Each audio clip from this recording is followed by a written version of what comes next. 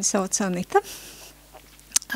Atnācu uz kursiem, lai droši vien, ka iemācītos šo to jaunu, un noteikti iemācījos. Jūtu, ka notiek procesi gan ķermenī, gan acīs, kas ir ķermeņa daļa.